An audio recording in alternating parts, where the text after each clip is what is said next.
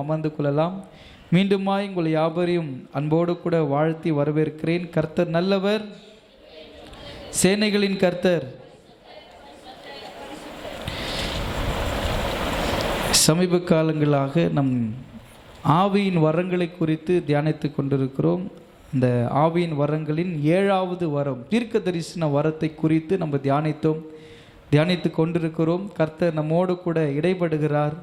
அநேக காரியங்களை வெளிப்பாடுகளோடு கூட கர்த்தர் நம்மிடத்தில் பேசியிருக்கிறார். தீர்க்க தரிசனம் என்பது ஒரு மனிதனுடைய வாழ்வை மனமாற்றத்துக்குள்ளாக நடத்தக்கூடியதாக இருக்க வேண்டும். தீர்க்க தரிசனம் என்பது ஒருவர் பக்தியிலும் விசுவாசத்திலும் வளரக்கூடியதாக இருக்க வேண்டும். தீர்க்க தரிசனம் சொல்லுகிறேன் என்று சொல்லி மற்றவர்களை குறை சொல்லி குற்றப்படுத்தி அவர்களை ஆண்டுடைய சமூகத்துக்கே வர முடியாமல் போக பண்ணுறது கிடையாது. தீர்க்க தரிசனம் என்பது தனிப்பட்ட நபருக்குரிய தீர்க்க தரிசனங்களும் உண்டு, ஒரு கூட்ட மக்களுக்கான தீர்க்க தரிசனம் உண்டு, தேசத்துக்கான தீர்க்க தரிசனமும் உண்டு. கர்த்தர் அப்படிதான் அநேக காரியங்களை வேறு பிரித்து நம்மோடு கூட பேசி கொண்டிருக்கிறார்.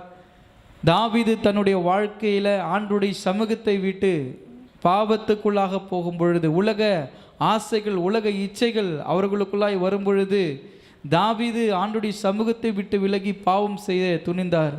ஆகவே அவருடைய பாவத்தை கண்டித்து உணர்த்தும்படி நாத்தான் தீர்க்கதரிசி கர்த்தர் அனுப்பி அவருடைய வாழ்க்கையில் மீண்டுமாய் ஆண்டவர் தாவீதை நேசிக்கிறதுனால தான் ஒரு தீர்க்கதரிசியை அனுப்புகிறார்.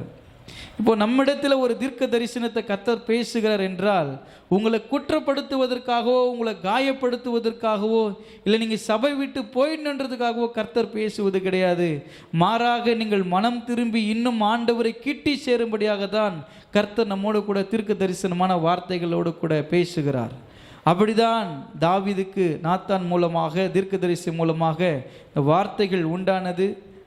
அதை தாவீது ஏற்றுக்கொண்டு மனம் திரும்பி மீண்டுமாய் கர்த்தரிடத்தில் சேர்ந்தார். அதைத் தொடர்ந்து இந்த நினிவே மக்களை குறித்த ஒரு பாரம் ஆண்டவருக்குள்ளாக இருந்தது. எப்படின்னு பார்க்கும்பொழுது ஒரு தனிநபருக்காகவே ஆண்டவர் அதிகமான அக்கறை செலுத்தும் பொழுது 99 ஆடுகளை விட அந்த ஒரு ஆடு மீது கர்த்தர் அக்கறை செலுத்துகிறார் என்பதை போல அதுக்கே கர்த்தர் அவ்வளோ இம்பார்ட்டன்ட் கொடுக்குறாருன்னா ஒரு கூட்ட மக்கள் அழியறதுக்கு கர்த்தர் என்றைக்குமே என்ன பண்ண மாட்டார், இடம் கொடுக்க மாட்டார். அவர் ரொம்ப அன்பு நிறைந்த தெய்வம். முதல்ல அவர் பல காரியங்களில் பல சூழ்நிலைகளில் நம்மோடு கூட பேசிக்கொண்டே இருக்கிறார்.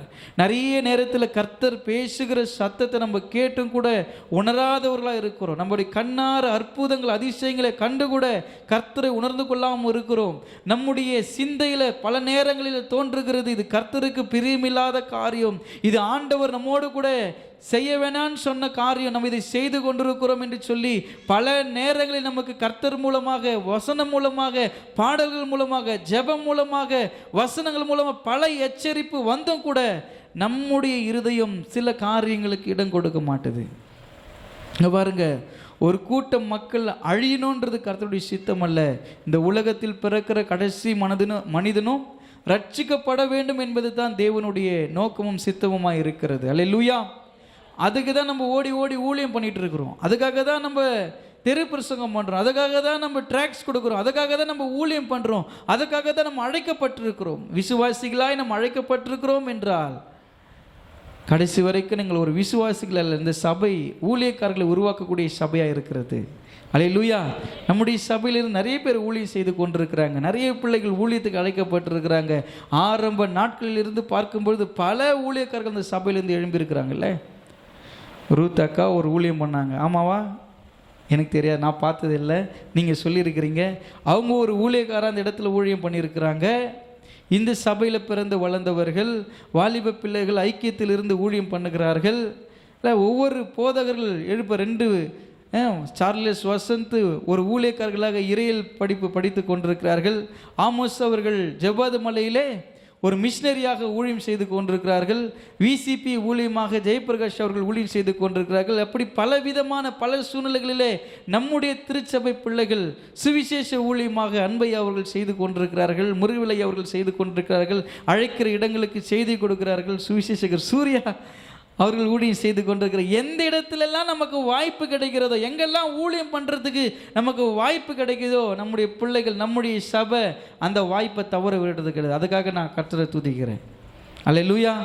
வாலிப பிள்ளைங்களாக இருந்தாலும் சரி, சிறு பிள்ளைகளாக இருந்தாலும் சரி, வயது முதிர்ந்தவர்களாக இருந்தாலும் சரி, நம்முடைய சபையில் இருக்கிறவங்க, இந்திய சுவிசேஷ திருச்சபையில் இருக்கிற ஒவ்வொரு விசுவாசிகளும் சுவிசேஷகர்களாய் தங்களுடைய ஊழியங்களை நிறைவாய் செய்து கொண்டிருக்கிறதுக்காக நான் கர்த்தரை துதிக்கிறேன். நீங்களாம் அந்த ஊழியத்தை கனமாய் செய்து கொண்டிருக்கிறீங்க. ஏனென்றால் இது கடைசி காலமாக இருக்கிறது. இது பேச வேண்டிய அவசியமாக இருக்கிறபடியால் உங்களோடு கூட கர்த்தர் பேசி கொண்டிருக்கிறார். அன்றைக்கு அதே போலதான் யோனா தீர்க்கதரிசி கர்த்தர் எழுப்புகிறார். நம்ம கடந்த ரெண்டு மாதங்களாக இந்த காரியங்களை தியானித்து கொண்டிருக்கிறோம்.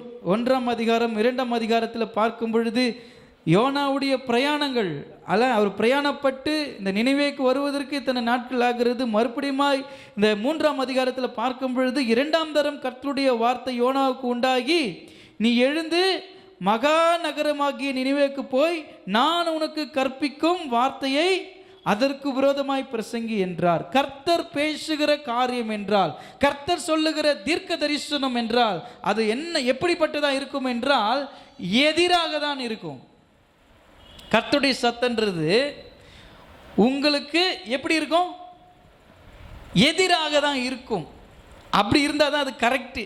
ஏன்னா நம்மளை சரி பண்ண நினைக்கிறவர் தான் ஆண்டவர். நம்மளை ஆசீர்வாதமான வழியில் நடத்த நினைக்கிறவர் தான் ஆண்டவர். நம்ம சரியாகிறதுக்கு நம்ம இடம் கொடுக்கல அப்படின்ற பட்சத்தில் நமக்கான வாய்ப்பு, நமக்கு கொடுக்கப்பட்ட வாய்ப்பு வேற ஒருத்தருக்கு போயிடுது. 2ஆம் தரம் நினைவே இந்த யோனாவுக்கு கர்த்தருடைய வார்த்தை உண்டாகிறது. மகா நகரமாகி நினைவே, அது பிரயாணம். எத்தனை நாளில் நினைவேக்கு போகிறாருன்னா, அவர் பிரயாணப்பட்டு, அதாவது ஆண்டவர் என்ன பண்ணுறாரு, மீனின் வயிற்றிலிருந்து அவரை கொண்டு வந்து கரை ஒதுங்கி, இன்னும் எவ்வளோ நேரம் இங்கே உக்காந்துட்டு இருப்பேன், எழுந்து கிளம்புன்றார். 2வது தரம் கர்த்தருடைய வார்த்தை உண்டாவது, எழுந்து புறப்படு, மகா நகரமாகி நினைவேக்கு போன்னு சொல்கிறாரு. நினைவேக்கு அவர் பிரயாணப்பட்டு போகிறத எத்தனை நாள் பிரயாணப்பட்டு போகிறாரு? 3 நாள் பிரயாணப்படுகிறாரு. ஊருக்குள்ளே போகிறதுக்கு 1 நாள் பிரயாணப்படுறாரு. அவ்வளோ பெரிய நகரமாக இருக்கிறது, அவ்வளோ மக்கள் அந்த இடத்துல இருக்கிறாங்க. அவ்வளோ மக்களையும் கர்த்தர் காப்பாற்றுகிறார். அவருடைய ஜனங்கள் ஒருபொழுது இடறி போகக்கூடாது என்பதில் கர்த்தர் ரொம்ப கவனமாக இருக்கிறாரு. நம்ம விதைக்கிறோம், ஆனால் விளைவு செய்கிறவர் யார் தான்? ஆண்டவர் தான். நம்ம விதைக்க வேண்டியது நம்முடைய கடமை. அதனால் நீங்கள் யாரை பார்த்தாலும், எங்கே பார்த்தாலும், சமயம் வாய்த்தாலும் வாய்க்கா காட்டியும் என்ன பண்ணோம்? சுவிசேஷத்தை சொல்லணும். அதுக்கு தான் நம்ம அழைக்கப்பட்டிருக்கிறோம். அல்லேலூயா.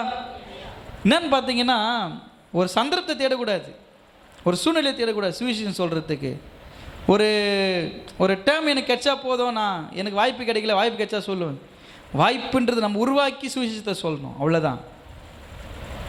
சும்மா பேசிக்கொண்டே ஒரு சுவிசேஷத்தை சொல்லலாம். சுவிசேஷன்றது இங்கே பைபிள் கொண்டு போயிட்டு ரொம்ப பெருசாக நின்று பிரசங்கள்லாம் பண்ணோம், பாட்டெலாம் பண்ணோம், ஒர்ஷிப்லாம் பண்ணுன்றதுலாம் கிடையாது. இந்த மக்களுக்கு சொல்கிறாரு பாருங்கள், உங்கள் வழியை விட்டு திரும்புங்கன்றத ஒரு சுவிசேஷம் தான். அல்லேலூயா. ஏசு உங்களை நேசிக்கிறாருன்றது ஒரு சுவிசேஷம். ஏசு உங்களை விசாரிக்கிறாருன்றது ஒரு சுவிசேஷம். ஏசு உங்களை விடுவிக்கிறாருன்றது ஒரு சுவிசேஷம்.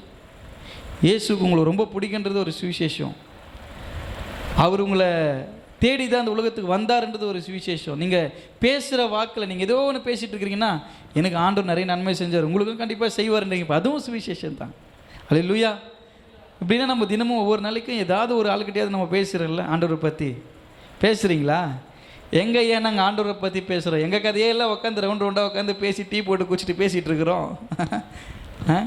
அப்படி இல்லை, நம்ம கதை பேசுறதுக்காக இல்லை. 4 பேர் கூடனா கூட யாரை பற்றி தான் பேசணும்? ஆண்டவரை பற்றி தான் பேசணும். 40 பேர் கூடாலும் ஆண்டவரை பற்றி தான் பேசணும். 2 பேர் கூடாலும் ஆண்டவரை பற்றி தான் பேசணும். எங்கே எப்படி இருந்தாலும் நம்ம யாரை பற்றி தான் பேசணும்? ஆண்டவரை பற்றி தான் பேசணும். வேறு யாரை பற்றி நம்ம பேச அழைக்கப்படல. நம்ம யாரை பற்றி பேசினா நம்மளை பற்றி ஊர் உலகமே பேசும். கரெக்ட் தானுங்க? எதை தவறாக சொல்கிறேன்னா, நம்ம யார் கதையாவது பேசுறோன்னா நம்ம கதை என்ன பண்ணோம்? சந்தி சிரிக்கும், ஊரே பேசும். நம்ம நினச்சிட்டு இருப்போம் நம்ம தான் எல்லாரும் கதையும் பேசி சிரிச்சுன்னு இருக்கிறோம், நம்ம கதை யாருக்கும் தெரியாது, நம்ம எல்லாம் மூடி வச்சுக்கிறோன்னு. அப்படி கிடையாதுங்க. சுவற்றுக்கும் காது இருக்கிறது.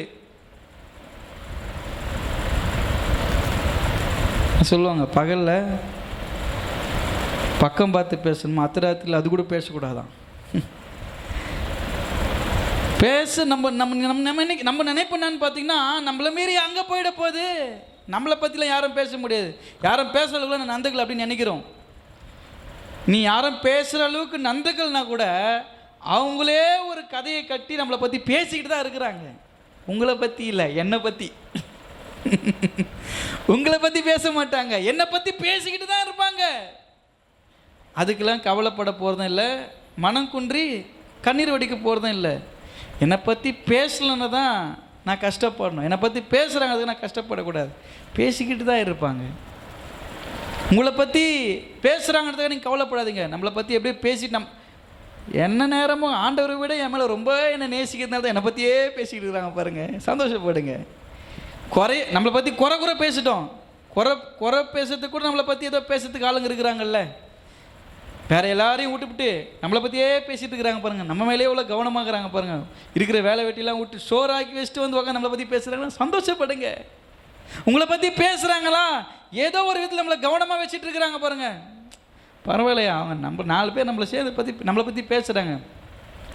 ஏதோ ஒன்று நீ ஸ்ப்ரெட் பண்ணி விடுற, ஏதோ ஒன்று நீ அதை என்ன பண்ணுற, சுவிசேஷத்தோட வேகமாக ரொம்ப பரவுது. ஏதோ ஒரு காரியத்தை நீங்கள் பரப்பி கொண்டு இருக்கிறீங்கன்னு வச்சுங்களேன். இன்றைக்கி உங்களை பேசுகிறாங்க அப்படின்னா நாளைக்கு அவங்கள பற்றி பேசுவாங்க. உலகம் நகர்ந்துக்கிட்டே இருக்கிறது, அடுத்தடுத்து நகர்வுகளை போய் கொண்டே இருக்கிறது. ஒரு விஷயமா யோசிச்சு பாருங்கள். இன்றைக்கி மீடியா ஒரு ஆயுதமாக இருக்குதுங்க. இங்கே கூட நிற்கிது பாருங்கள் கேமரா. வார்த்தை போய் சேருது நிறைய பேருக்கு. மீடியா ஒரு ஆயுதம். கொஞ்ச நாளைக்கு முன்னாடி ஒரு தம்பி இறந்துட்டார். அவர் பேர் அஜித்குமார். அவர் இறந்தார். அந்த விஷயங்கள் ரொம்ப நாளாக பேசப்பட்டு கொண்டே இருந்தது. அந்த விஷயம் மறக்கிறதுக்கு என்ன பண்ணுறாங்க, அந்த நபர் மீது கம்ப்ளைண்ட் பண்ண நிக்கிதாவை பற்றி எடுத்து அது மேலே இருக்கிற புகாரெல்லாம் இப்போ நிக்கிதா பற்றி பேசினிருந்தாங்க. நிக்கிதா மேலே இருக்கிற கம்ப்ளைண்ட் மாறத்துக்கு இப்போ ஒரு ஆக்டருடைய பொண்ணுக்கு திருமணம் நடந்துச்சு. சின்னதாக இருப்பார் ஒருத்தர், அவருடைய மகளுக்கு திருமணம், அதை பற்றி பேசிக்கிட்டே இருக்கிறாங்க. இப்போ அதை மறக்கிறதுக்கு அதை என்னன்னா ஒவ்வொரு காலகட்டத்தில் ஒன்று என்ன பண்ணியிருக்கோம், அது கடந்து போய்கிட்டே இருக்கும். அதையே எல்லாம் பேசிக்கிட்டு இருக்கிறாங்க. எத்தனை வழக்குகள் அப்படி தள்ளி போயிருக்குது, எத்தனை பிரச்சனைகள் அப்படி தள்ளி போயிருக்குது. நீங்கள் யோசிச்சு பாருங்க. ஒரு விஷயத்தை மறைக்கிறதுக்கு இன்னொரு விஷயத்தை மறைக்கிறது இன்னொரு விஷயம். அப்படிதான் என்ன பண்ணிட்டு இருக்குது, உலகம் போய்கிட்டே இருக்குது. நம்ம எல்லாம் மறந்துட்டு நம்ம வேலையை பார்த்துக்கிட்டு போயிட்டே இருக்கிறோம். விலைவாசிகளும் அப்படிதான் உயரும். எதுக்காக சொல்றேன்னா, நம்ம தான் ரொம்ப ஜாக்கிரதையாக இருக்கணும். நம்ம தான் சுவிசேஷத்தை சொல்லும்படி அழைக்கப்பட்டிருக்கிறோம். அன்னைக்கு நினிவே மக்கள் அழியாதபடிக்கு ஒரு யோனா இருந்தார். கர்த்தர் அவர்களை அனுப்பினார், போனார். இன்னைக்கு ஆண்டவர் சொல்றாரு, யாரை நான் அனுப்புவேன், யார் போவான் எனது காரியமாய், யாரை நான் அனுப்புவேன். எனக்காக போகிறதுக்கு யார் இருக்குதுன்னு கர்த்தர் கேட்குறாரு. எனக்காக பேசுறதுக்கு யார் இருக்குது, எனக்காக நடக்கிறதுக்கு யார் இருக்குது, எனக்காக ஊழியம் பண்ணுறதுக்கு யார் இருக்குது, எனக்காக பாடுறதுக்கு யார் இருக்குது, எனக்காக ஆராதிக்கிறதுக்கு யார் இருக்குதுன்னு கர்த்தர் கேட்குறாரு. அந்த சத்தம் உங்கள் காதில் கேட்கலையா? இன்னைக்கு ஆண்டவர் நம்மோடு கூட பேசி கொண்டிருக்கார். அன்னைக்கு நினிவேக்கு போகும்படி ஒரு யோனாவை கர்த்தர் தெரிந்தெடுத்தார். இன்றைக்கு இந்த நெமிலில் இருக்கிற மக்களுடைய ரட்சிப்புக்காக, விடுதலைக்காக கர்த்தர் கருவியாய் பயன்படுத்துகிறது இந்த ஈசிஐ வைரவிழா தேவாலயத்தில் இருக்கிற உங்களை தான். அல்லேலூயா. நம்ம கண்ணு முன்னாடி அழிந்து கொண்டிருக்கிறாங்க. நம்ம கண்ணு முன்னாடி பாவம் நடந்துட்டு இருக்குது. நம்மளுக்கு என்னத்துக்கு தேவையில்லாத பிரச்சனையில் போய் இன்வால்வ் ஆகும் நம்ம யோசிக்கக்கூடாது. நீங்கள் நேராக அவங்கக்கிட்ட போய் சொல்ல முடியல கூட அந்த நபருக்காக ஜெபம் பண்ணுங்க. ஜெபம் பண்ணால் போதும். அவங்களுக்காக ஜெபம் பண்ணுங்க, கர்த்தர் அவங்கள ரட்சிப்பார். இங்கே கர்த்தருடைய வார்த்தை 2வது தரம் நினைவே அந்த யோனாக்கு உண்டாகிறது. யோனா நினைவேக்கு போகிறார். அங்கே போயிட்டு அவர் அந்த நகரத்தில் பிரவேசித்த உடனே அவர் சொல்கிறார், எத்தனை நாளுக்கு கெடு கொடுத்துருக்குறாங்க, 40 நாளுக்குள்ளே நீங்கள் என்ன பண்ணோம், 40 நாள் உங்களுக்கு டைம் இருக்குது. நீ 40 நாள் என்ன பண்ணோம், நினைவே கவிழ்க்கப்பட்டு போகும். நீங்கள் அதாவது கவிழ்க்கப்பட்டு போகன்றதான் தெரியுமா, அட்ரஸ் இல்லாமல் போய்டுன்ற மாதிரி தான். நீங்கள் 40 நாளுக்குள்ளே மனம் திரும்பலை, அதுதான் அறிவிக்கிறதுக்கு மட்டும்தான் நம்ம அனுப்பப்படுறோம், அவ்வளோதான். அது நடந்தே ஆகணுன்ற ஒரு கங்கணம் கட்டி நம்ம சுற்றக்கூடாது.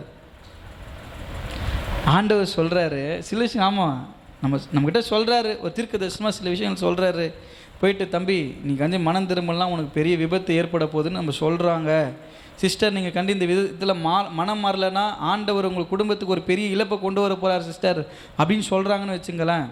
நம்ம என்ன பண்ணுவோம், உடனே பயந்து ஆண்டவரே ஒரு வேளை அவர் இந்த ஊழியக்காரர் சொன்னது போல் இப்படி இருக்குமானா கர்த்தரை என்ன மன்னிச்சிருங்க, திரும்ப நான் என்ன பண்ண மாட்டேன், இப்படிப்பட்ட காரியங்களை செய்ய மாட்டேன், இது பொல்லாங்கானது தான், இது உங்களுக்கு பிரியமில்லாதது தான், நான் தவறிட்டேன், என்னை மன்னிச்சிருங்க. நம்ம மனம் திரும்பி அந்த பாவத்தை விட்டு விலகும் பொழுது கர்த்தர் என்ன பண்ணுறாரு, மனம் மாறி அவங்க மனதார திரும்ப நம்மளுக்கு தெரிஞ்சு அந்த தப்பை திரும்ப பண்ணக்கூடாது, அதை விட்டுடணும், அவ்வளோதான்.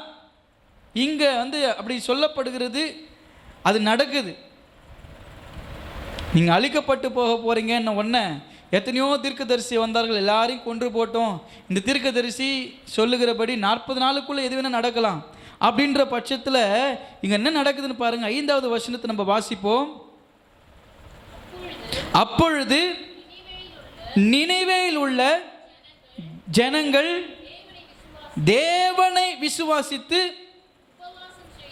உபவாசம் செய்யும்படி கூறினார்கள். பெரியோர் முதல் சிறியோர் மட்டும் ரட்டுடுத்தி கொண்டார்கள். இந்த செய்தி நினிவேயின் ராஜாவுக்கு எட்டின போது அவன் தன் சிங்காசனத்தை விட்டெழுந்து தன் உடுத்திருந்த உடுப்பை கழற்றி போட்டு ரெட்டை உடுத்தி கொண்டு சாம்பலில் உட்கார்ந்தான். மேலும் ராஜா என்ன பண்றாருன்னா, தன் பிரதானிகளை நிர்ணயம் பண்ணின கட்டளையாக நினிவேயில் எங்கும் மனுஷரும் மிருகங்களும் மாடுகளும் ஆடுகளும் ஒன்றும் ருசி பாராதிருக்கவும் மேயாமலும் தண்ணீர் குடியாமல் இருக்கவும் மனுஷரும் மிருகங்களும் ரட்டினால் மூடிக்கொண்டு தேவனை நோக்கி உரத்த சத்தமாய் கூப்பிடவும் அவரவர் தம் தம் பொல்லாத வழியையும் தம் தம் கைகளில் உள்ள கொடுமையையும் அந்த கொடுமையை விட்டு திரும்ப கடவர்கள் என்று சொல்லி ராஜாவே ஒரு கட்டளையை பிறப்புகிறதை நாம் பார்க்கிறோம். இதுவரைக்கும் வந்தவங்க ஒரு வேளை அதாவது ஒரு விஷயத்தை ஒரு ஒரு ஒரு ஒரு துவக்கத்தில் இருந்து சொல்கிறோம் அப்படின்னா அது போய் சேரத்துக்கு பல நாட்கள் ஆகும். நம்ம ஒரு கிணத்துல கல் போடுறோன்னு வச்சுங்களேன், அந்த கல் போடுற இடத்துலேருந்து தான் அதுதான் ஒரு மையமாக இருந்து அங்கேருந்து ரவுண்டாக போகும். பார்த்துக்கிறீங்களா, தண்ணி அலைகளை போல் போகும். அதுபோல் எந்த ஒரு காரியமாக இருந்தாலும் மையத்திலிருந்து சொல்லும் பொழுது அது சீக்கிரமாய் 4 திசைகளுக்கும் போய் சேரும். இப்போ ஒரு வேளை ஒரு காரியத்தை நம்ம ஊர் மக்கள்கிட்ட நம்ம கொண்டு போய் சேர்க்கணும் அப்படின்னும் பொழுது இங்கே ஃபஸ்ட்டு வீடு சைலேஜாக்கா அவங்க வீட்டில் நம்ம சொல்கிறோம், இது ராஜனண்ணா வீட்டு வரைக்கும் சேரத்துக்கு நல்ல விஷயமா இருந்தால் சேரத்துக்கு 40 வருஷம் கூட ஆகலாம். ஆனால் கெட்ட விஷயமா இருந்தால் 4 நிமிஷம் கூட 4 நொடிகள் போதும், அது அவங்களும் இங்கே வந்துடும். கெட்டதுன்னா அவ்வளோ ஃபாஸ்ட்டாக ஸ்ப்ரெட் ஆகும். இப்போ இங்கே என்னென்னா மனம் திரும்புதலுக்கு ஏற்ற ஒரு சுவிசேஷம், மனம் திரும்புதலுக்கு ஏற்ற ஒரு நற்செய்தி அறிவிக்கப்படுகிறது. நீங்கள் மனம் திரும்பினா கர்த்தர் ஒருவேளை என்ன சொல்கிறார், ஒருவேளை கர்த்தர் இரக்கம் பாராட்டலாம், பண்ணுவார் என்னால் சொல்ல முடியாது. ஒருவேளை நீங்கள் மனம் திரும்பினா கர்த்தர் செய்யலாம் அப்படின்னு தான் சொல்கிறார். ஆனால் அங்கே இருக்கிற மக்கள் ரொம்ப ஜாக்கிரதையாக அது மையத்தில் போடப்பட்டதுனால இப்போ இங்கேருந்து இங்கே மறுபடியும் இது ஃபுல்லாக கவர் பண்ண முடியும்னா கவர் பண்ண முடியாது. நம்ம ஒரு கண்டனத்தை தெரிவிக்கணும் அப்படின்னா எங்கே நின்று பண்ணுறாங்க, நெமிலி பஸ் ஸ்டாண்டில் அம்பேத்கர் சிலை நின்று பண்ணுறேன். அங்கே நின்று பார்த்தனா என்னப்பா எல்லாம் கூட்டமாக அங்கே நின்றுக்கிறாங்க, என்னப்பா பிரச்சனை அப்படின்னா, இல்லைப்பா அந்த மாதிரி பிரச்சனை யாராருக்கோ ஸ்ப்ரெட் ஆகுது இல்லை, என்ன அங்கே நின்று பஸ் ஸ்டாண்ட் அதுதான் மையமான இடம்னா நம்ம ஊருக்கு எதுக்கு மையமான இடம், வேறு எதுனா மையமான இடம் இருக்குதுன்னா அதுதான் மையமான இடம். அதுபோல் centre of the place, centre of the நினிவேக்கு என்ன பண்ணுறாரு இவர், இந்த விஷயத்தை சொன்ன உடனே இது மக்கள்கிட்ட பரவி மக்கள் எல்லாம் பயந்து உபவாசித்த பிறகுதான் ராஜாவினுடைய காதுக்கு இந்த காரியம் எட்டுகிறது. முதலாவது ராஜா இடத்துல சொல்லலைல்ல.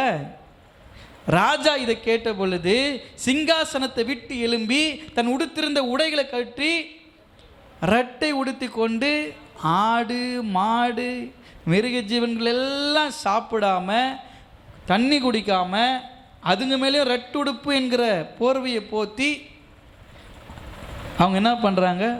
இரவும் பகலும் குடியாமல் பூசியாமல் கர்த்தருடைய சமூகத்தில் இருக்கிறாங்க.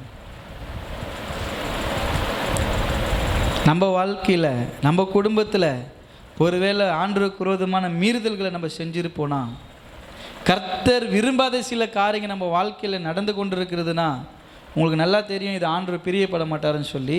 அப்படிப்பட்ட காரியங்களை நம்ம இன்றைக்கி துணிகரமாக செய்து கொண்டிருக்கிறோன்னா ஆண்டவர் நம்மோடு கூட பேசி கொண்டிருக்கிறார்.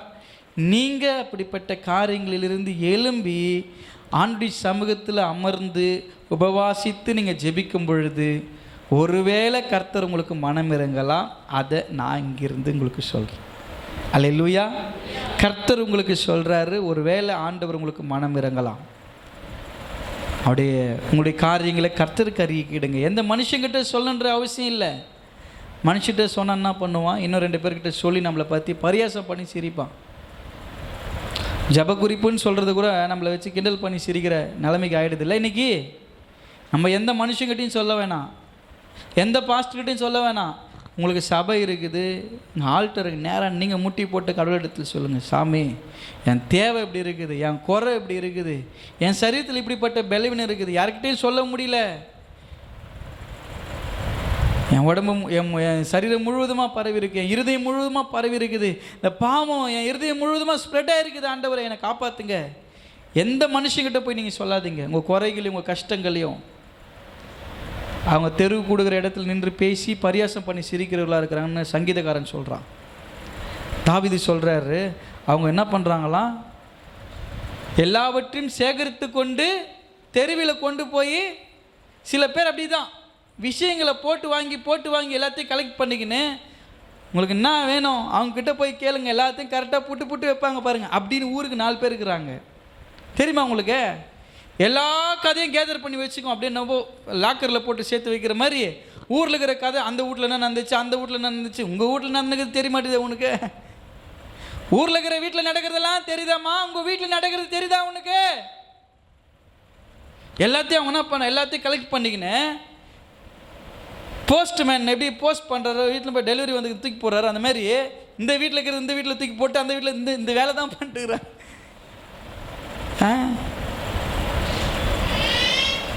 இது கிடையாது. எல்லா ஜனங்களும் ரட்டுடுத்தி மனம் திரும்புதலுக்கு ஏற்ற ஒரு கனியை கொடுக்கும்படி ஆண்டவருடைய சமூகத்தில் அவர்கள் காத்திருந்து ஜெபித்தார்கள். அல்லேலூயா. இன்னைக்கு நம்முடைய வாழ்க்கையில் இருக்கிற சில பிரச்சனைகளுக்கு முடிவு வேணும்னா உபவாசித்து ஜெபம் பண்ணி பாருங்கள். நிறைய பேருக்கு நம்ம ஏன் உபவாசிக்கிறேன்னே தெரியாது. எல்லாம் வெள்ளிக்கிழமை இருக்கிறாங்க, நானும் வெள்ளிக்கிழமை என்ன பண்ணுறேன் இருக்கிறேன். எல்லாருக்கிட்டையும் சொல்லணும் வருவாங்க, எங்கே நான் இன்றைக்கி ஒரு போகுது ஏன்னா எல்லாக்கிட்டையும் சொல்லுவாங்க, நான் இன்றைக்கி ஒரு போகுது, இன்றைக்கி நான் பாஸ்டிங், இன்றைக்கி நான் ஜபம் பண்ணோம், இன்றைக்கி நான் பாஸ்டிங், நான் இன்றைக்கி சாப்பிட மாட்டேன். எல்லாருக்கும் சொல்லிட்டு வந்துட்டு முடிய இயேசுவின் நாமத்தில் பிதாவே ஆமேன்ட்டு போனால் என்ன நடக்கும்? நீ பாஸ்டிங் இருக்கிறதும் பிரயோஜனம் இல்லாமல் போயிடல. உங்களுக்குன்னு ஒரு நாள் நீங்கள் அது கிழமையெல்லாம் வச்சு செவ்வாய்க்கிழமான பாஸ்டிங் இருக்கணும், வெள்ளிக்கிழமான அப்படிலாம் கிடையாது. நீங்கள் கிழமைக்கெல்லாம் முக்கியத்துவம் கொடுக்காதீங்க. இது யார் இந்த வழக்கத்தை யார் ஏற்படுத்துனே தெரில. நம்ம சபையில் ஒரு நாள் ஏன் செகண்ட் சாட்டர்டே வச்சாங்க அப்படின்னா, அன்றைக்கி எல்லாருக்கும் கவர்மெண்ட் ஹாலிடே, எல்லோரும் செகண்ட் சாட்டர்டே லீவ் இருக்கும், அதனால் பாஸ்டிங் பேர் வைப்பாங்க, அவ்வளோதான். மற்றபடி இப்போ நான் 3rd வீக்கில் வைக்கிறேன், ஏன் சௌகரியக்கு பாஸ்டிங் பேர் எப்போ வேணால் வைக்கலாம், அதை பற்றி பிரச்சனை கிடையாது. உங்கள் வீட்டில் நீங்கள் எப்போ வேணால் பாஸ்டிங் இருக்கலாம், திங்கக்கிழமை இருக்கலாம், ஞாயிற்றுக்கிழமை இருக்கலாம், சனிக்கிழமை இருக்கலாம். ஆண்டவர் நீ வெள்ளிக்கிழமை பாஸ்டிங் இருந்தால் மட்டும்தான் நான் கேட்பேன், அப்படி கிடையாது. எனக்கு எப்போல்லாம் உபவாசிக்க தோணுதோ அப்போல்லாம் உபவாசி ஜோம் பண்ணுவேன். யாருக்கும் சொல்லன்ற அவசியம் இல்லை. மீதி நேரத்தில் இருக்கிறத விட உபவாசமாக இருக்கிற அன்றைக்கி ரொம்ப நீட்டாக இருக்கணும், ரொம்ப ப்ரெசன்ஸாக இருக்கணும், ரொம்ப அழகாக குளித்து நல்லா தலையெல்லாம் வாரி நல்லா எண்ணெய்லாம் வச்சு அன்றைக்கி தான் ரொம்ப கெத்தாக இருக்கணும். உபவாசமாக இருக்கும்போது, நம்ம ஆளுங்க உபவாசமாக இருக்கும்போது தான் பல்ல கூட விளக்க மாட்டாங்க. ஏன்னா அன்றைக்கி தான் பல்லு விளக்குனா பசி ஏற்றுக்குமா. இது என்ன டாக்டர் இன்னும் தெரில. இது எங்கேருந்து பிடிச்சிட்டு இப்படிப்பட்ட ஆளுங்கள்லாம் எங்கேருந்து உருவாகி வராங்கன்னே தெரில. கிழமைகளை வச்சு உபவாசமாக இருக்காதீங்க. கர்த்தர் நம்மக்கிட்ட பேசுகிறாரு அப்படின்னும் பொழுது, நமக்கு தோணும் பொழுது நம்ம உபவாசி ஜெபிக்கணும். ஆண்டவர் உபவாசம் ஜெபம் பண்ணி தான் நிறைய பேருக்கு வந்து ஒருத்தர் புரிந்து கொள்வது ஒரு மாதிரிங்க. உலகத்தில் சைக்கோங்க நிறைய பேர் இருக்கிறாங்க. பாஸ்டிங் இருந்தால் தான் ஆண்டவர் கேட்பாரா, பாஸ்டிங் எல்லாம் கேட்க மாட்டாரா, அம்மாவாசை பிரேயர் நத்தலாமா நத்தக்கூடாதா, அவங்களாம் கொஞ்சம் அப்படி போயிட்டு இருக்கிறாங்க. நம்ம அதெல்லாம் ஆண்டவர் ஒவ்வொரு ஊழியத்தை ஒவ்வொரு வெளிப்பாடோடு கூட எப்படி நடத்தி கொண்டு போய் அந்த ஊழியத்தை வளர்க்கணும்னு நினைக்கிறாரோ அதை கர்த்தர் செய்கிறாரு. எந்த மனுஷனை வந்து எந்த மனுஷனுக்கும் போதிக்கணுன்ற அவசியம் கிடையாது. அந்த ஊழியத்தை கர்த்தர் எப்படி வழிநடத்துன்னு கொடுத்துருக்கிறாரோ அந்த ஊழிய அந்த மேய்ப்பர் அந்த ஊழியத்தை அப்படி நடத்தி கொண்டிருக்கிறார், அவ்வளோதான். மற்றபடி அந்த கிழமையில் அந்த தேதியில் அந்த நாட்கள் அதை நடத்தி தான் ஆகணுன்ற கட்டாயம் யாருக்குமே கிடையாது. அப்படி போதிக்கப்படவும் இல்லை, அப்படி சொல்லப்படவும் இல்லை. அதுக்காக அல்ல, மக்களுடைய விடுதலை மக்களுடைய எழுப்புதல் தானே முக்கியம். அவங்களுக்கு வந்து குறை கண்டுபிடிக்கிறதும் ஊழியத்தில் ஏதாவது சொல்கிறது தான் அவங்களுக்கு பிரச்சனை. பாஸ்டிங் இருந்தால் தான் ஆண்டவர் கேட்பாரா, நைட் ப்ரேயர் போனால் தான் விடுதலை ஆகுமா, மீதி நேரத்தில் விடுதலை கொடுக்க மாட்டாரா, சண்டே விடுதலை கொடுக்க மாட்டாரா, இப்போ பேசினே தான் இருப்பான். அவன் வாய் பூட்ட முடியாது, அது வாய் அந்த மாதிரி. அவங்களெல்லாம் திருத்தவே முடியாது. இது சொன்னால் அதை சொல்லுவாங்க, ஏதோ ஒன்று பேசிகிட்டு இருப்பாங்க. அந்த மாதிரி ஆளுங்கிட்டலாம் நீங்கள் பேசவே பேசாதீங்க. அவங்களுக்குலாம் ரெஸ்பான்ஸ் பண்ணுன்ற அவசியமே நம்மளுக்கு கிடையாது. நம்மளுடைய நோக்கம் என்னன்னா, ஆத்தும மீட்பு தான் நம்முடைய நோக்கம், ஆத்தும ரட்சிப்பு தான் நம்முடைய நோக்கம், நெமிலி எழுப்புது தான் நமக்கு நோக்கம், நெமிலியுடைய மக்கள் கட்டப்பட்டிருக்கிற மக்கள் விடுதலையாக்கப்பட வேண்டியது தான் நம்முடைய நோக்கம். நினைவே போல என் மக்கள் அழிக்கப்பட்டு விடக்கூடாதுன்றத பாரம் தான் நமக்குள்ளே இருக்கணும். பேசுகிறவங்க கதை நம்மளுக்கு தேவையில்லை. பாருங்க, நோவா காலத்தில் அப்படி ஒரு காரியம் நடந்துச்சு.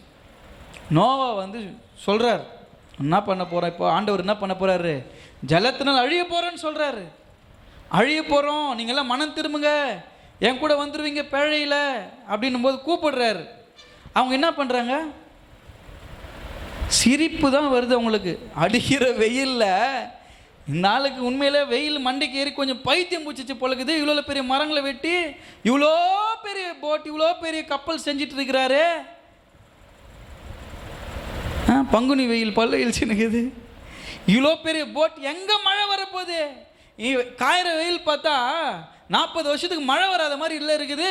இவர் என்னமோ அழிய போகிறோம், இந்த ஜலத்தினால உலகம் அழிய போது, வந்து ஏறிடுங்க, மன்னிப்பு கேளுங்க, கடவுள்கிட்ட சொல்லுங்கன்னு சொல்கிறாரு அப்படின்னு சொல்லிட்டு சில நேரங்கள் நம்ம சொல்கிற சுவிசேஷமும் ஆண்டவரை தேடுற வழிமுறைகளும் உலகத்தில் இருக்கிறவனுக்கு, மாம்சத்தில் அதை கேட்கிறவனுக்கு பைத்தியக்காரத்தனமாக தான் இருக்கும். ஆனால் அழிவு வரும்பொழுது, பிரச்சனை வரும்பொழுது, என்னுடைய ஆண்டவர் நேயாதிபதியை வந்து நிற்க கணக்கு கேட்கும்பொழுது அப்போ தெரியும் நீ பேசின இந்த பேச்செல்லாம் ஊழியத்துக்கு விரோதமாக, ஊழியக்காரங்களுக்கு விரோதமாக, சபைக்கு விரோதமாக, விசுவாசிகளுக்கு விரோதமாக பேசி கொண்டிருக்கிற நிலைமை உன் நிலைமை என்னன்றது அப்போ பார்க்கலாம். கைவிடப்பட்டு விட்டார்கள். இவருக்கு மட்டும், நோவாக்கு மட்டும் கண்களில் கிருபை கிடைச்சது. எல்லா மிருக ஜீவன்களையும் 2 ஜோடி மேலே உள்ள என்ன பண்ணாரு, எல்லாத்துக்கும் வீடு கட்டி எல்லாருக்கும் உணவெல்லாம் எல்லாத்தையும் உள்ளே அடக்கி வச்சிட்டாரு. ஆண்டவர் அழிக்க போகிறாருன்னாரு. ஒருவேளை நோவா அடைச்சிருந்தாருன்னா இறைக்கப்பட்டு சொந்தக்காரனோ பந்தக்காரனோ உறவோ யாரோ ஒருத்தர் பார்த்து, எப்பா எவ்வளோ பேரை உள்ளே எழுத்து போடுமோ உள்ளே எழுத்து போட்டிருப்பார், ஆமாவா இல்லையா? சாவி ஊழியக்காரங்கிட்ட கிடையாது, சாவி ஆண்டவர்கிட்ட இருக்குது. நான் இறக்கப்பட்ட கதவு திறக்க முடியும். ஆண்டவர் இறக்கப்படாம ஒரு கதவும் திறக்கப்படாது. பூட்டந்து பாஸ்டர் கிடையாது, பூட்டந்து யாரு? கர்த்தர் பூட்டினாரு. நோவா பேழையை பூட்டந்து யாருங்க? கர்த்தர் கதவை அடைத்தார். நோவாவுக்கே தெரியாது. ஏன்னா நோவா வந்து எங்கன்னா மனுஷன் மாதிரி இவங்களை யாருன்னா 2 பேர் காப்பாற்றிட்டு இருந்தாருன்னா என்ன பண்ணுறதுன்னு கர்த்தர் தான் என்ன பண்ணார், கதவை அடைச்சிட்டு போயிட்டார். அது எப்போ திறக்குது தெரியுமா? மழையெல்லாம் நின்று ஜலம்லாம் வத்தின பிறகு தான் கதவு திறக்கப்பட்டது. கிண்டல் பண்ணவங்க, பரியாசம் பண்ணவங்கெல்லாம் அழிஞ்சு செத்து போனாங்க. கர்த்தருடைய பிள்ளைகளை இன்னைக்கு நீங்கள் சுவிசேஷம் சொல்லும் பொழுது ஆண்டவருக்காக நீங்கள் ஒரு காரியத்தை வைராக்கியமாக செய்து கொண்டிருக்கும் பொழுது சில கூட்டங்கள் உங்களை பார்த்து பரியாசம் பண்ணும், சில பேர் உங்களை பார்த்து சிரிப்பாங்க. அவங்கள பற்றி கவலையப்படாதீங்க. அவங்கெல்லாம் அடித்து கொண்டு போகிறவங்க. நம்ம அவங்கள பற்றிலாம் கவலைப்படக்கூடாது. நம்மளுடைய நோக்கம் ஒன்று தான், சொல்லணும். அவர் நோவா எல்லாருக்கும் சொன்னார், கேட்கல, அடிச்சுட்டு போயிட்டாங்க, அவ்வளோதான். இங்கே நினைவேல வந்து மக்களுக்கு வந்து சொல்கிறாரு. மக்கள் கேட்டாங்க, கீழ்ப்படிஞ்சாங்க. ராஜாவும் சிம்மாசனத்தை விட்டு எழுந்து வந்து என்ன பண்ணார்? ரட்டுடுத்தி மிருக ஜீவன்கள், ஆடு மாடு, வேலைக்காரர்கள் பாருங்க, அதுக்கு மேலே கூட போற்றி விட்டு அதுங்கெல்லாம் கூட மனுஷன் சாப்பிடாமல் இருக்கிறது ஒரு பாஸ்டிங்னா இது இல்லை. பாஸ்டிங்க நான் மன்னிக்கிற வரைக்கும், அவர்கிட்ட இருந்து பதில் கிடைக்கிற வரைக்கும் நாங்கள் பண்ண மாட்டோம். மிருக ஜீவனுக்கு கூட தண்ணி கொடுக்காம அவங்க, ஏன்னா அந்த அளவுக்கு பாவம் பெருகிச்சு அந்த பட்டணத்தில். உங்களுக்கு தெரிதா நெம்மில் எந்த அளவுக்கு பாவம் பெருகி இருக்குதுன்னு? எல்லாம் பெருகிச்சு இல்லை? போதை வஸ்துகள் உபயோகிக்கிறவருடைய எண்ணிக்கை அதிகமாகிடுச்சு. இச்சை, விபச்சாரம், வேசித்தனம் எல்லாம் நிரம்பி இருக்குது. நம்ம கண் கூட நிறைய காரியங்களை பார்த்து கொண்டிருக்கிறோம். இன்னைக்கு நீங்கள் ஜெபிக்காம, நீங்கள் கர்த்தரிடத்தில் மன்றாடாமல் இவங்களுக்கெல்லாம் விடுதலையே கிடையாதுங்க. யாராவது எக்கடையில் கெட்டு போட்டோம் நெம்லியில், எனக்கு என்ன ஆச்சு? என் குடும்பம் பாதுகாப்பாக இருக்குதா? நாங்கள் சேஃபாக இருக்கிறோமா? நோவா அப்படி நினைக்கல, யோனா அப்படி நினைக்கல. கர்த்தர் சொன்னதை அவங்க செஞ்சாங்க. இன்றைக்கி கர்த்தர் உங்களுக்கு சொல்கிறாரு, அழிந்து கொண்டிருக்கிற ஒரு ஆத்துமாக்களை குறித்த பாரம் உங்களுக்குள்ளே இருக்கணும். உங்களெல்லாம் ஒரு சுவிசேஷகர்களாக இந்த சபையில் வைத்துக்கிறதுக்கு காரணம் என்ன தெரியுமா? நீங்கள் தீர்க்க தரிசனமாய் ரட்சிப்பின் சுவிசேஷத்தை அறியாத மக்களுக்கு எடுத்துரைக்கும்படி கர்த்தர் உங்களை தெரிந்து கொண்டிருக்கிறார். நீங்கள் கர்த்தருடைய கருவிகள். அல்லேலூயா. பக்கத்தில் கை கொடுத்து சொல்லுங்கள், நீங்கள் கர்த்தருடைய கருவி, நீங்கள் ஆண்டவருடைய இன்ஸ்ட்ருமெண்ட்டு. கீர்த்திக்கு யாருமே சொல்ல பாருங்கள், கர்த்தருக்கு கொடுங்க, பின்னாடி கை கொடுத்து சொல்லுங்கள், கர்த்தருடைய கருவி. எவ்வளோ சந்தோஷப்பா. நம்ம ஆண்டோடைய இன்ஸ்ட்ருமெண்ட்டுனா சாதாரணமான விஷயமா? உங்களை தான் கர்த்தர் கருவியாக வச்சிருக்கிறாரு. ஊழியக்கார் சொன்னதை அவங்க கீழ்ப்படிஞ்சு மனம் மாறினாங்க. இது வரைக்கும் தான் இங்கே நடந்திருக்குது. இதுக்கப்புறம் ஒரு சம்பவம், ஒரு தரமான சம்பவம், ஒரு சிறப்பான சம்பவம் நடந்திருக்குது. அது ஊழியக்காரனுக்கும் ஆண்டவருக்கும் நடக்கிற ஒரு வாக்குவாதம். சில நேரங்களில் ஊழியக்காரர் ஆண்டவர்கிட்ட, நான் சொன்னது மாதிரியே நடக்கலையே ஆண்டவரே, நீ அவங்கள மன்னிச்சிட்ட பற்றியா அப்படின்ற ஒரு வாக்குவாதம் அங்கே நடக்குது. அவருக்கு ஒரு கெத்து இருக்கணும்ல, நான் சொன்ன மாதிரி நடக்கலையே, நீங்கள் அழிப்பன்னு சொல்லிவிட்டு ஏன் காப்பாற்றுனீங்க ஆண்டவரே? பெரிய பிரச்சனை, இங்கே டிபேட் நடக்குது. கர்த்தருக்கு சித்தமானா அவங்க ரெண்டு பேருக்குள்ள, ஆண்டவருக்கும் இந்த யோனாக்கும் ஒரு பெரிய வாக்குவாதம் நடக்குது. ஆண்டவர் மனுஷன் போய் ஆண்டவர் கூட போராடி ஜெயிக்க முடியுமா? வல்லவனுக்கெல்லாம் வல்லவர் நம்முடைய தெய்வம். அல்லேலூயா. ஞானத்திலும் ஐஸ்வர்யத்திலும் அழகிலும் சிறந்தவர் அவரை போல இந்த உலகத்தில் யார் இருக்குது? எல்லாத்துக்கும் மேலானவர் அவர் தான். வானம் அவருடைய சிங்காசனம், பூமி அவருடைய பாதபடி, எல்லாவற்றையும் தன்னுடைய பார்வையினால் பார்த்து கொண்டிருக்கிறார். எல்லாவற்றையும் சிருஷ்டித்த சிருஷ்டிகர் அவர்கிட்ட போய் நான் எதனா பேச முடியுமா? அவர் சொல்றதை மட்டும்தான் நம்ம செய்யணுமே, ஆமாவா இல்லையா? அவர்கிட்ட போய் நம்ம கேள்வி கேட்டு இருக்கக்கூடாது. ஏன் அப்படி பண்ணீங்க ஆண்டவரே? நீ நம்ம கேட்குறது அப்படி தான். நான் நிறைய யோனாக்களை கர்த்தர் எனக்கு காண்பிக்கிறார். ஏன் இப்படி பண்ண ஏசப்பா? நான் ஜெபம் பண்ணலையா? நான் காணிக்க கொடுக்கலையா? கொட்டி கொட்டி கொடுத்தனே ஆண்டவரே. நான் உமக்கு எதுவுமே செய்யலையா? நான் உபவாசனை எல்லாம் பண்ணனே ஆண்டவரே. இன்னும் ஆண்டவர் அப்படி பண்ணிட்டீங்களே, என்ன பண்ண சொல்கிற? கேட்பாரு. நான் உனக்கு என்ன பண்ணணுமோ எல்லாத்தையும் பண்ணிட்டு தான் இருக்கிறேன். நான் சொல்கிறது மட்டும்தான் நீ செய்யணும். நீ வந்து என்ன பண்ணக்கூடாது, ஆண்டுகிட்ட கேட்டுட்டு இருக்கக்கூடாது. இங்கே அப்படி தான் நடக்குது. யோனாவுக்கு வந்து புத்தி சொல்கிறாரு, தெளிவுபடுத்துகிறாரு. இப்போ நான் தெளிவுபடுத்தினா உங்களுக்கு தூக்கம் வந்துடும். நல்லா விழிக்கிற மாதிரியே பார்த்துட்டு தூங்கிட்டு இருக்கிறீங்க. அதனால் கர்த்தருக்கு சித்தமானா இந்த யோனாவுக்கும் கர்த்தருக்கும் நடந்த ஒரு பெரிய வாக்குவாதம். யார்? ஆண்டவர் தான் ஜெயிப்பார் எப்பவுமே. அவர் ஜெய கிறிஸ்து, அவர் வெற்றி வேந்தர், அவர் தான் எல்லாத்தையும் செய்வார். நம்ம சாதாரண மனுஷர்கள், நம்மளுக்கு அவர் சொல்கிறதுக்கு மட்டும் கீழ்ப்பழிந்து நம்ம சொல்ல மட்டும்தான் சொன்னார். சொல்லட்டுமா, நம்ம வேலை முடிஞ்சிச்சு, அவ்வளோதானே. அவங்கள அழிகிற வரைக்கும் அவங்க கொட்டாய் போட்டு உக்காந்துக்குது. அது அழிகிற வரைக்கும் நான் அங்கே தான் உக்காந்து இருப்பேன். நீங்கள் அழிக்காமல் விடக்கூடாது. இப்படி யாருன்னா ஒரு கெருவும் பிடிச்சிருக்கோம் பாருங்கள். அந்த பாஸ்ட்டுக்கு எவ்வளோ திமிரு. இந்த தீர்க்கதரிசி, நீ இங்கே கொட்டா போட்டு வச்சுக்கிற, நீ அவங்கள அழிக்கிறத பார்த்துட்டு நான் போகிறேன். நிறைய பேர் நம்மளுக்கு கூட ஆசையாக இருக்கும், அவங்க அழியிறது என் கண்ணால் பார்த்துட்டு நான் போயிடுறேன் ஆண்டவரே, என் ஆசையாக இருக்குது அவங்க அழியிறது மட்டும் நான் பார்க்கணும். எங்கேயாவது இது மனசாட்சிக்கு நீங்கள் யோசிச்சு பாருங்கள். யாருடைய அழிவு பக்கத்தை நம்ம இருக்கிறோம், எல்லாருடைய வாழ்வு பக்கத்தை நம்ம இருக்கிறோம். அல்லேலூயா. நம்மளுக்கு விரோதமாக 1000 பேர் எழும்பிட்டாங்க, கர்த்தர் அவங்களுக்கு விரோதமாக சொன்னார், நீங்கள் சொன்னீங்க. ஆனால் அவங்க மனம் திரும்பினாங்க, கர்த்தர் என்ன பண்ணிட்டாரு, அவங்கள ஆசீர்வதிச்சிட்டார், மனம் மாறிட்டாங்க, அவ்வளோதான். அது கர்த்தருடைய சித்தம் சொல்லிட்டு வந்துடணும்.